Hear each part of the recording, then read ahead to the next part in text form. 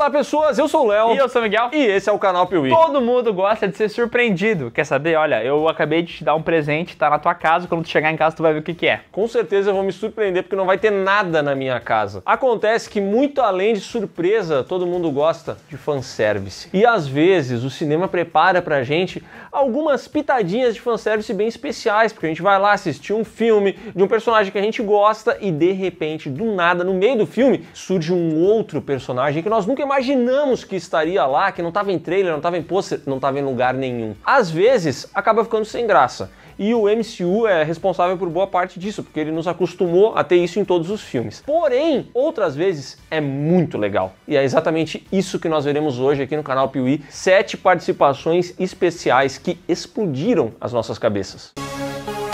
Você bem que poderia colocar uma participação especial de alguém que a gente gosta muito aqui no canal Piuí, que é o seu like.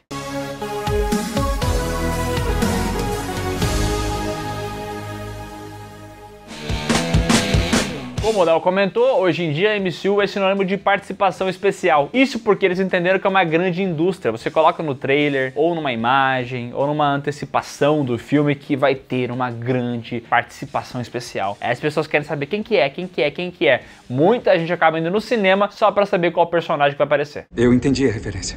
Mas a situação não era essa lá em 2008, quando foi lançado o filme Homem de Ferro. Filme esse que nos apresentou o Tony Stark de Robert Downey Jr., personagem que a partir desse momento viraria um dos maiores, se não o maior, dentre todo esse escalão de grandes heróis do MCU. Iron Man!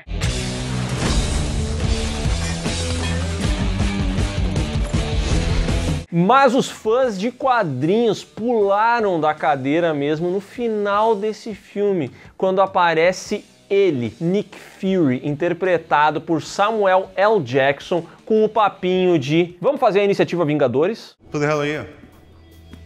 Nick Fury, Director of S.H.I.E.L.D.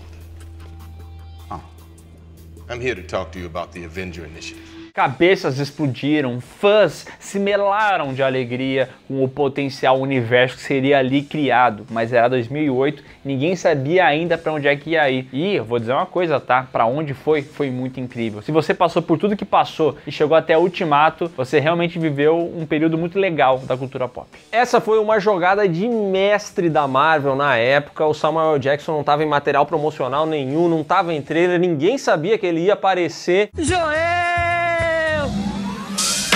Foi muito legal o Samuel Jackson no final desse primeiro Homem de Ferro. Mas 16 anos depois, e com vários filmes no currículo, meio que começou a virar lugar comum participações especiais. Porém, em 2024, a gente teria o lançamento de Deadpool e Wolverine, que por si só já era uma participação muito aguardada por todos. As pessoas queriam ver esse feat e como é que ele ia acontecer. Mas algumas pessoas começaram a assistir o filme antes de ser lançado e falaram o seguinte: terão mais participações ainda. Todo mundo na internet começou a falar quem que vai ser, em que momento que vai aparecer, vai ter o Quarteto Fantástico, vai ter o Demolidor, vai ter que...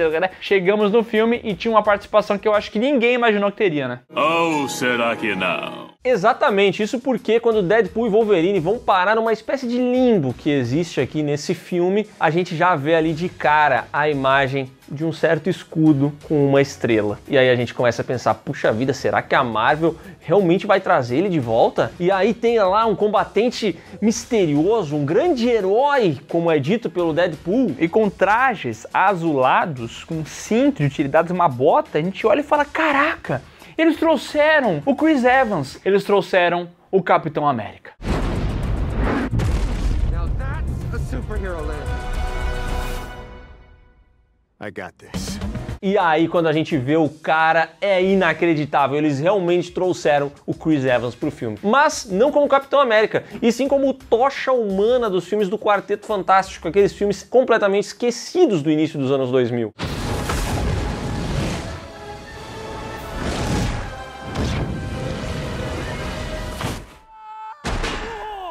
Exatamente, e essa é uma grande piada do filme que funciona muito bem, porque pega tanto o Deadpool de surpresa, quanto quem tava assistindo o filme no cinema, que a gente achou de fato que ia ser o Capitão América e era o Tocha Humana. E assim, você vai lembrar com um certo carinho desse Quarteto Fantástico que você assistia e tal, mas é uma merda um filme. É ruim demais. É ruim demais. É ruim demais. Mas pela piada, pela referência... Nossa. Não é um Transformers, né? E a construção da cena é muito boa, porque realmente engana, dá a entender que vai ser o Capitão América, e quando vem a revelação, é um dos momentos mais engraçados do filme. E esse personagem também tem um destino muito engraçado, onde o Deadpool faz com que ele morra.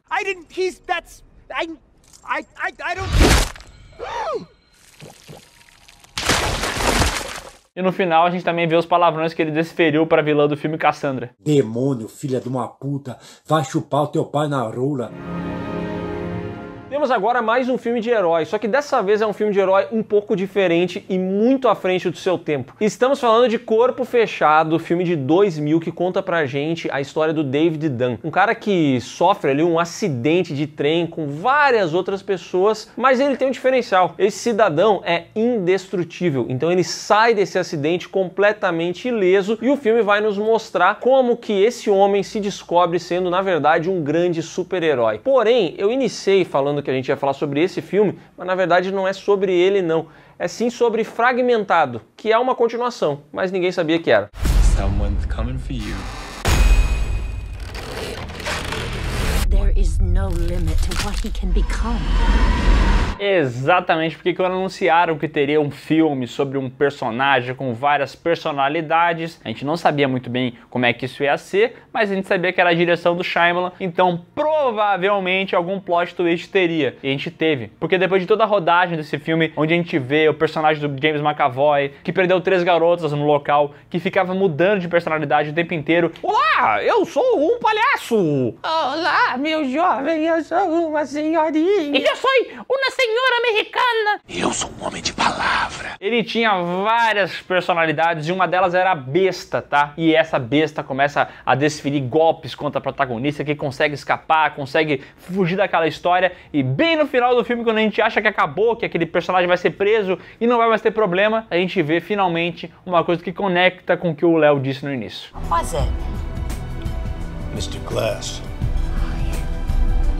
Isso porque, literalmente na última cena do filme, em um restaurante afastado, em qualquer lugar desse mundão, David Dunn assiste a repercussão desse caso em uma TV. E ali a gente percebe que o homem indestrutível e a besta estão vivendo em um mesmo universo. Foi nesse momento que ficou revelado pra gente que Fragmentado era uma continuação de Corpo Fechado, e aí o Shyamalan ainda anunciou um terceiro filme chamado Vidro, que traria também para essa equação o vilão lá de Corpo Fechado, que é o Senhor Vidro. E aí teve esse lançamento que completou o Shyamalan verso, mas que fez com que ele terminasse muito mal, né? Porque se Fragmentado deixou uma imagem muito positiva, Vidro fez questão de chegar e quebrar tudo, que nem vidro. Ficou tudo fragmentado.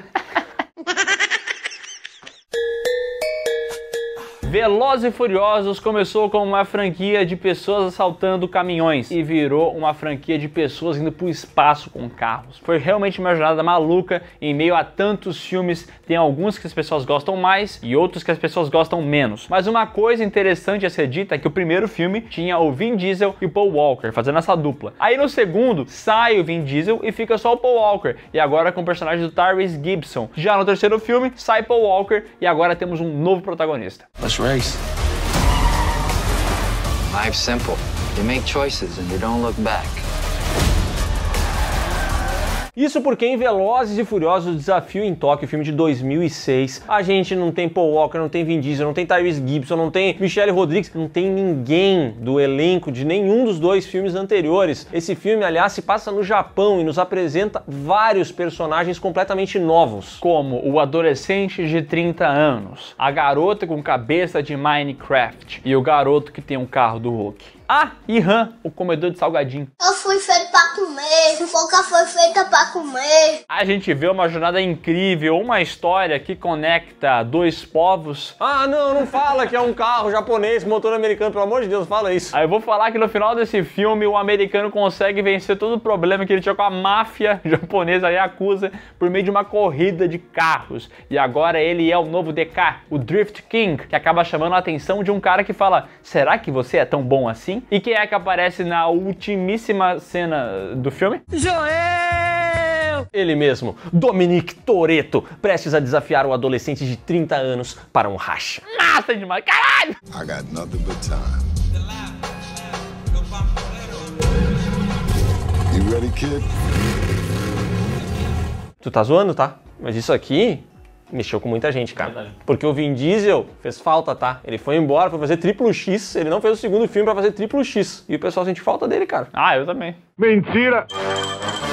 As pessoas estão muito acostumadas hoje em dia a ver filmes em live action com interação de animações. Então tá lá um ser humano real, de repente surge um personagem que é totalmente animado e de alguma maneira eles interagem. Mas lá na década de 80 isso não era nada comum. E é justamente por conta disso que Uma Cilada para Roger Rabbit é um filme tão cultuado e tão amado. Ele estava muito à frente do seu tempo. Não só por conta disso, mas também porque ele fez um cruzamento entre personagens que é muito difícil de se imaginar acontecendo hoje em dia. Isso porque o filme é da Disney, então a gente vai ver os personagens clássicos dela, como Mickey, Pato Donald, Pateta, mas ela foi além a Disney e promoveu o encontro com o Looney Tunes, ou seja, a gente ia ver vários personagens da produtora rival dela.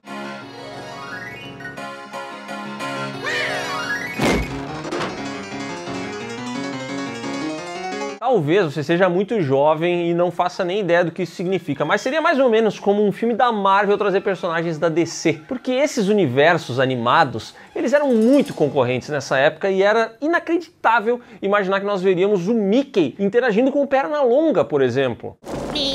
What's up, Doc? Jumping without a parachute? Kinda dangerous, ain't it? Yeah, you could get killed, huh? E para isso acontecer, tiveram longas negociações e uma delas me chama muita atenção, que é o seguinte: quando os personagens da Disney estivessem em cena e os personagens da Warner também, eles teriam que ter o mesmo tempo de tela. Nenhum personagem poderia ter mais. Por exemplo, não poderia ter mais Disney do que o Warner, sabe? Vou pegar só um fuzil ali, galerinha. É por esse motivo que se você pegar um cronômetro ou se você ficar observando a cena, você vai ver que os personagens sempre aparecem, os dois. Inclusive tem um duelo aqui de pianos ali entre o Donald e o Patolino e eles estão lá, cada um com o seu espaço, mesmo tempo de tela, tudo certinho, para que ninguém saísse perdendo dessa jogada. No fim das contas, foi uma participação muito inusitada e que hoje em dia, sinceramente, acho que seria impossível de acontecer. É, isso não acontece mais não, tá? Eu gosto de dinheiro.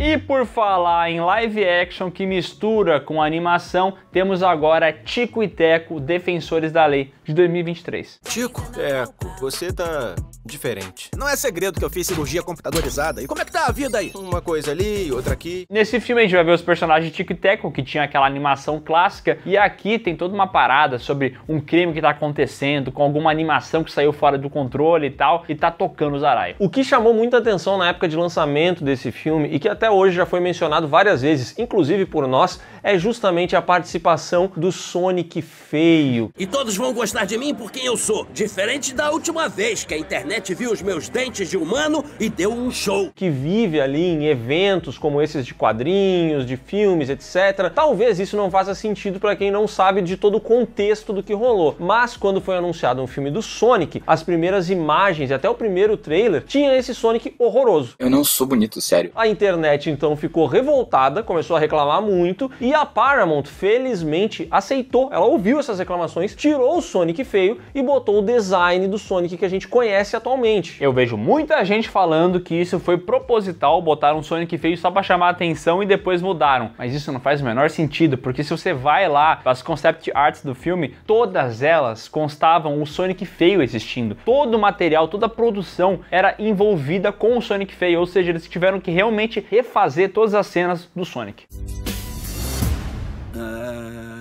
Miau? Qual é? Fora que assim, não é tão simples arriscar uma grana pra fazer um trailer, pra criar todas as imagens com o Sonic com outro rosto, pra depois ter que refazer. Puxa vida, tem que confiar muito nessa estratégia pra fazer uma parada dessa. Hoje em dia eu olho pra isso e vou dizer um negócio, tá? Mesmo sendo um personagem digital, por incrível que pareça, eu sinto dozinha do Sonic feio. Porque eu vejo ele lá em Tic Tac Defensores da Lei, tendo que viver de ir nesses eventos nerds e tal, com migalhas de atenção. Exatamente como 98% dos atores dos filmes de terror que a gente já falou aqui no canal Piuí. Essa daqui foi uma participação que surpreendeu muita gente, porque, cara, isso aqui é totalmente inimaginável, entendeu? O Sonic feio surgiu, ele foi um fenômeno, ele morreu. Esse filme aqui trouxe ele de volta, chamou muita atenção e hoje em dia até se fala que o Sonic feio poderia receber uma produção toda dele, seja uma série ou até mesmo um filme animado. E eu acho que ia ser muito legal. Imagina ele vivendo num mundo onde o Sonic bonito é um astro que deu certo e ele é o Sonic feio que foi rejeitado. E ele tendo que lidar com isso, um humor meio Deadpool e tal. Porra, ia ser muito massa. Vamos parar com isso que tá feio pra caralho. E vamos voltar aos heróis, isso porque foi anunciado um terceiro filme do Homem-Aranha com o Tom Holland. E vale a pena dizer um negócio, tá? O Tom Holland, ele foi bem quisto por muitas pessoas, mas tem muito fã do Aranha que fala o seguinte: esse é o pior do Miranha. Eu gosto mesmo é do Andrew Garfield, eu gosto mesmo é do Tobey Maguire. Mas o terceiro filme do Tom Holland como Miranha ia acontecer, só que a Marvel estava vivendo o período do multiverso. Eles estavam ensaiando essa ideia de vários lugares diferentes, de um personagem de uma linha do tempo poder ir para outra e tal. E isso começou a botar uma sementinha de felicidade na cabeça do fã, que eventualmente a gente poderia ver outras interpretações do personagem no filme do Miranha. E quem disse que isso é problema meu? E aí começaram a sair os materiais de divulgação e o pessoal começou a procurar pelo em ovo, né? Eles olhavam uma imagem do trailer ou um pôster e viam que tinha um espaço vazio meio estranho ali na composição da cena mesmo, parecia que tava faltando alguma coisa. E aí a galera já disse, ó, eu acho que aqui teria um outro Homem-Aranha, aqui eu acho que teria um outro Homem-Aranha. A Marvel, aliás, é conhecida por alterar trailers, né? Tirar essas surpresas das cenas. Eu sou safadão. E quase um ano antes do lançamento desse filme, surgiu uma imagem de bastidor onde Andrew Garfield estava segurando lá um bastão de ferro, sei lá, num fundo azul, e todo mundo disse, caraca, saiu a imagem, é a comprovação, ele vai estar no filme. Mas aí já começaram a falar, isso aqui é montagem, não é verdade? Então começou a se criar todo um movimento na internet de tentando adivinhar se isso era verdade ou não. Vou correr pelado na rua. E quando o filme chegou, veja só, nós tivemos essas participações. Não só uma delas, como as duas. E eu tenho certeza que se você assistiu no cinema, você também vibrou com a aparição do Tobey Maguire saindo daquele portal. O Andrew Garfield, eu não lembro como é que ele aparece, mas a participação dele é muito boa também. Ninguém tem paciência comigo. Cara, todas elas são legais, tem várias cenas bacanas do Andrew Garfield que não conseguiu salvar a Gwen Stacy, que salva a Mary Jane do Tom Holland. Boa, coisa linda demais, velho, que isso?